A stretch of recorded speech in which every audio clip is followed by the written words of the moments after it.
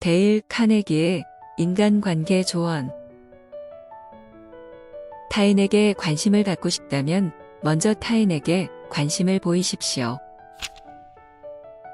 많은 사람들이 타인의 관심을 얻으려고 온갖 노력을 기울이지만 의미 없는 노력으로 끝날 때가 많습니다.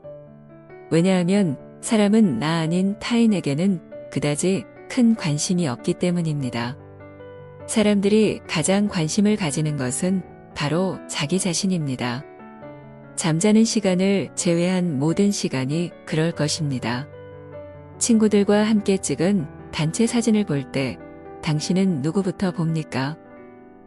당신이 타인에게 정말 관심이 많다고 생각한다면 가슴에 손을 얹고 다시 한번 더 생각해 보십시오.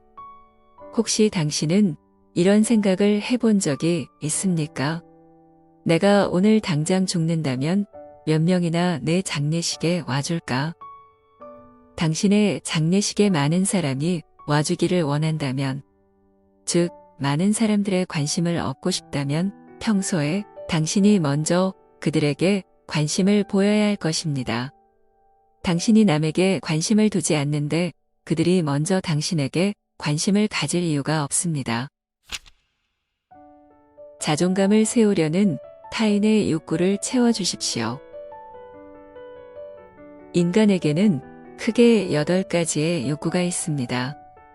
식욕, 성욕, 수면욕이라는 3가지 기본적인 욕구와 건강 욕구, 금전 욕구, 마음의 안정 욕구, 자녀의 행복 욕구, 자존감 욕구입니다. 이 가운데 좀처럼 채우기 어려운 욕구가 바로 자존감 욕구입니다. 자존감은 자신이 중요한 사람이라는 인정을 받고 싶어하는 욕구입니다. 사람은 누구나 칭찬받는 것을 매우 좋아합니다. 인간은 칭찬에 목마르며 칭찬을 갈망합니다. 인간은 중요한 사람으로 인정받기를 원하는 정도가 아니라 갈망합니다.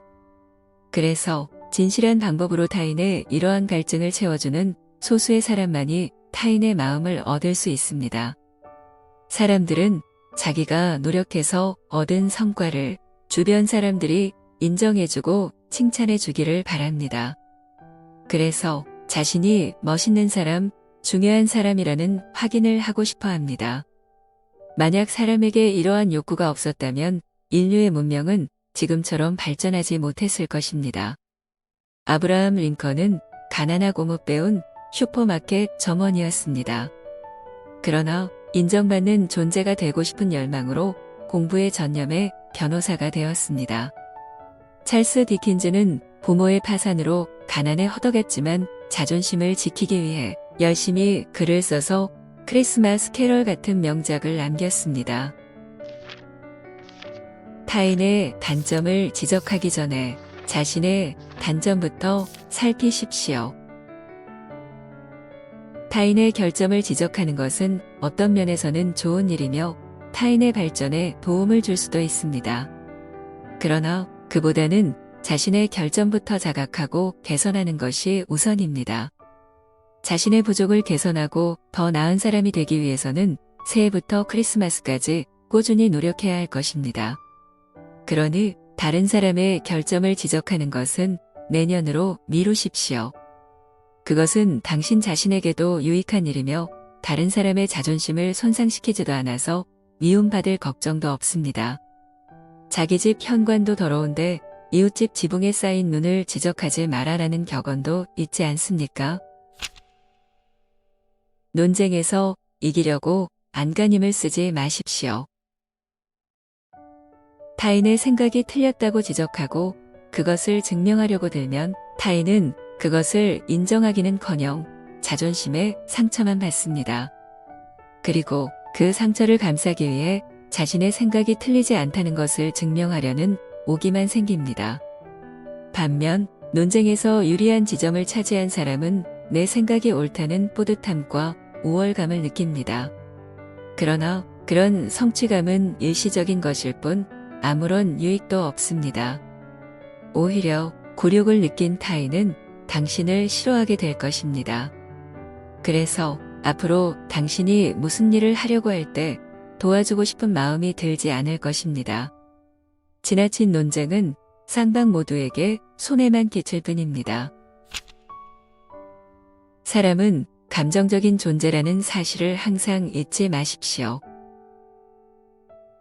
종종 우리는 타인을 감정적인 사람이라서 기분을 맞추기 어렵다는 생각을 하곤 합니다. 그럴 때 자기 자신을 돌아보십시오. 당신 또한 타인이 보기에 감정적인 사람일 수 있습니다. 사람은 정도의 차이만 있을 뿐 대부분 감정에 이끌려 행동하기 쉽습니다. 아무리 이성적으로 생각하는 듯 보여도 인간은 감정의 동물입니다. 생각은 이성적으로 하지만 행동은 감정적으로 한다는 말입니다. 그래서 사람의 마음을 움직이고 싶다면 누구를 만나든 그 사람은 감정에 충실한 동물임을 잊지 마십시오. 모든 사람들은 정도의 차이만 있을 뿐 편견을 가지고 있습니다.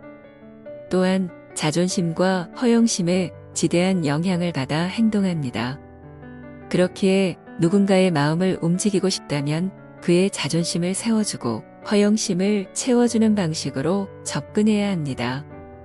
이런 말이 있습니다. 적을 만들고 싶다면 친구보다 뛰어나라. 그러나 친구를 만들고 싶다면 승리를 양보하라. 만약 친구가 자신이 당신보다 우월하다고 느끼면 자존심에 상처를 입지 않을 것이지만 당신이 자신보다 우월하다고 느끼면 열등감과 질투심을 느낄 것입니다. 진심으로 타인을 칭찬하십시오.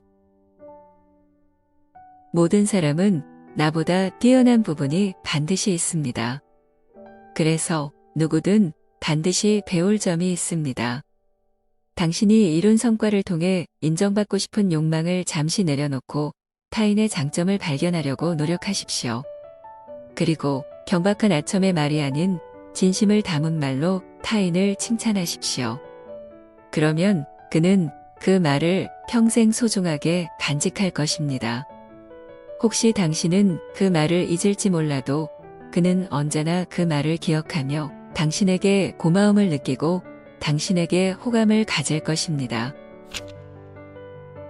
타인이 당신의 제안을 욕망하게 만드십시오. 우리가 태어나 지금까지 살아오면서 해왔던 모든 행위는 원하는 것을 얻기 위한 행위였습니다. 심지어는 큰 돈을 자선단체에 기부한 사람조차도 예외는 아닙니다. 그는 남을 돕는다는 숭고한 행위를 통해 보람과 행복을 느끼고 싶었던 것입니다. 그러기에 사람을 움직이려면 그 사람이 어떤 행동을 함으로써 어떤 것을 얻을 수 있는지 분명히 보여주고 그가 그것을 마음속으로 욕망하게 해야 합니다. 그것을 잘하는 사람은 타인을 자신의 편으로 만들 수 있지만 그런 재주가 없는 사람은 늘 고생만 하고 수확은 적을 것입니다. 타인이 무엇인가에 도전할 기회를 주십시오.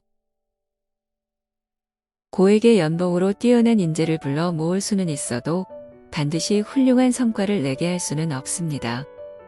그렇게 하기 위해서는 그들에게 도전할 수 있는 기회를 주어야 합니다. 발전하고자 하는 사람은 언제나 도전할 기회를 얻고 싶어 합니다.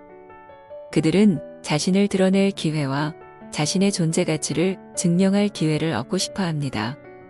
무언가 도전할 기회가 생기면 그들은 설레는 마음으로 열정을 쏟으며 좋은 성과를 올릴 것입니다.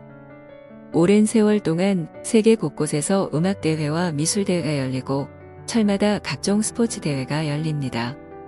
그것은 바로 사람들은 도전할 기회를 통해 자신의 존재 가치를 확인하고 싶어 하기 때문입니다. 데일 카네기의 말을 잘 들어보셨나요?